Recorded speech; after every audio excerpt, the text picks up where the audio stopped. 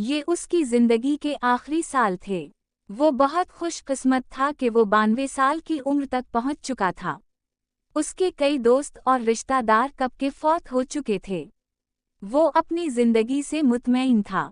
وہ ان لوگوں میں سے تھا جو اپنی مرضی کی زندگی جینا چاہتے ہیں چاہے ان کو کچھ بھی کرنا پڑے، یعنی بائی ہک اور کرک۔ اس نے اپنی جوانی اپنی مرضی سے مزے سے جی لی تھی اور اب بڑھاپا بھی اپنی مرضی سے جی رہا تھا۔ مگر پھر ایک دن قدرت نے اس کی من مانی مرضیوں کے دروازے پر دستک دی اور اسے بتایا کہ اب اس کی مرضی نہیں چلے گی۔ یہ سچا قصہ ہے رولنڈ ہیڈلی کا۔ جب اسے بتایا گیا کہ ایک مرضی اس نے 58 سال پہلے بھی کی تھی اور تب وہ سمجھا تھا کہ بس بات ختم ہوئی، مگر وقت نے ثابت کیا کہ ہمیشہ بات ختم نہیں ہوتی۔ اس کے تصور میں بھی نہیں تھا کہ وہ جو سب کچھ بھول بھلا کر آسان اور مزے کی زندگی گزار رہا تھا، اب یوں آرام کی زندگی نہیں گزار سکے گا۔